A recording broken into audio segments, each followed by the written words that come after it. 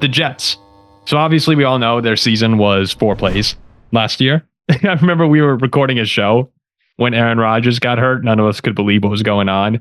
The offense after that injury, 31st in yards per game, 29th in points per game, kind of unwatchable.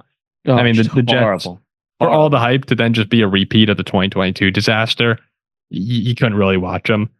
On the other hand, though, the defense was so good that despite Zach Wilson, Tim Boyle, and Trevor Siemian playing 16 games, they still won 7 games last year behind an electric defense, 3rd in yards per game, 2nd passing yards per game, and 12th in points per game. This offseason, they add Hassan Reddick, kind of a swap.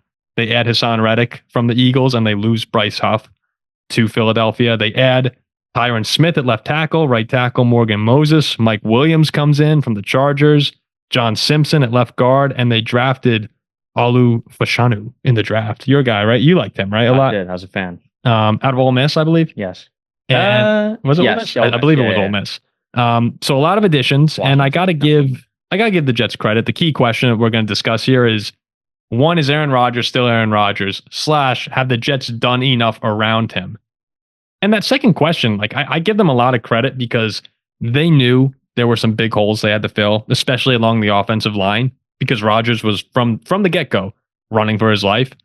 And I thought they did a really nice job of going after, Tyron Smith and Morgan Moses are older guys, but you're hoping for a Super Bowl. And you only got this Aaron Rodgers window for 1, maybe 2 years. Like, take a swing on some guys that, if they stay healthy, if it pans out, will be really good. And of course, I mean, there's always the chance that this blows up in their faces to the Jets. But I liked what they did. I thought they approached the offseason really well and that they're actually being underrated. I mean, I hope that it does blow up in their face because I really don't like the Jets. And I'll be the first to come right out and say that. I really do not like the Jets. But this team they could be the best in the AFC East when all is said and done. They can. The best. We're calling them the sleeper, which I guess, given the way we're... Yeah, given our circumstances, they are. But this team has probably the best defense in football, which is why I said I would take Sauce Gardner out of anybody in a draft. I would take him first over a quarterback. The defense is fantastic. They've done more than enough to provide Aaron Rodgers with what he needs. Tyron Smith, a good tackle, with a sumo upgrade needed there at the offensive line. We know that. Morgan Moses. Mike Williams, please stay healthy. He's a solid number 2. It's all about health. Garrett Wilson, one of the better receivers in football. If Aaron Rodgers has the table set, it's if he can stay healthy, the guys around him can stay healthy. The Jets have done more than enough for him to be a team where, if they're healthy, can go as far as they want to go. And I hate to say it, because I don't like the Jets. I can't wait to hear this from Ziggy here. You know what I would like to see? Here's my question for the Jets offseason. Will their offensive line get 1 practice together? Just 1. That's all I'm asking. But let's see what we've seen so far. Because remember those Aaron Rodgers games, right? What stood out to me was, I know we only got to see 6 snaps and 4 throws from him, but every single one he had to leave the pocket and almost get hit or actually get hit. So what have we got? We've got Tyron Smith, who's missed, I think, more than half the practices due to rest days, has missed 37 games over the last 4 years. How much has Morgan Moses practiced? Well, 0 games. He has pectoral surgery. How many practices has Elijah Vera Tucker done? Well, 0. He's coming back from the Achilles injury. Okay, what about John Simpson? Well, he keeps getting hurt in practice. Joe Tippmann showing up. That's great. You've got a center. But what about Aaron Rodgers elsewhere? Joe Tippmann. You need it. Tippmann? Yeah, Tip. You need these guys to practice, right? And an offensive line, anybody who's played the position will tell you, it's not just about having talent. You have to be able to work well together. And while they've had terrible luck, don't get me wrong, that's absolutely true. If you don't have an offensive line that plays well together and you have guys keep getting hurt, Aaron Rodgers will not make it through the season. Or if he does, it will be by grounding the ball every other play. So I'm just not convinced. Aaron Rodgers just has to be medium in order for this Jets team to be good. The defense, even if it regresses, will be all right. The offense outside of the line isn't as bad, I think, as some people think, or even people like me are inclined to think. But if the offensive line is as bad as last year, which is a very live possibility, good luck.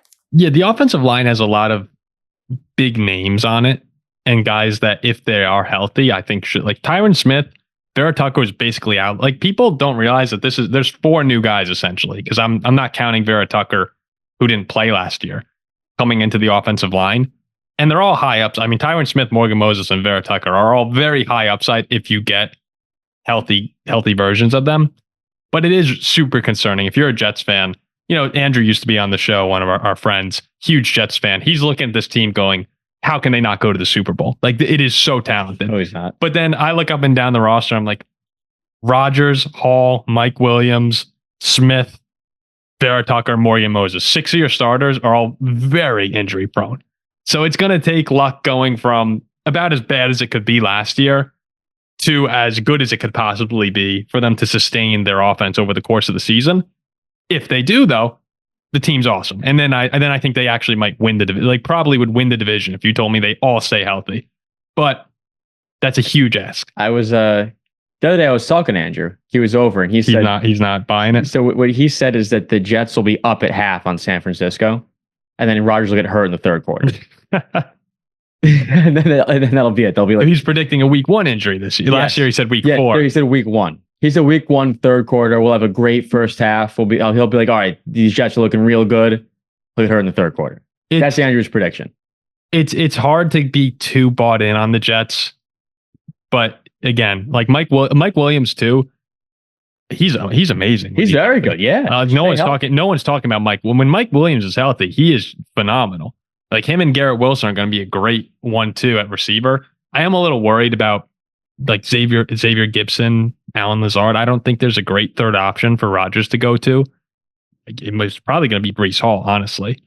But that's the whole question with this Jets offense. The defense will be fine. The defense is awesome. They had some losses, but like I expect them to be very, very good again. Just a matter of staying healthy. And I do believe, to answer the very first of our key questions, I do think Aaron Rodgers has at least 1 more year in him. I'd be very surprised if he just sucked. Like the past 2 years, he's been hurt.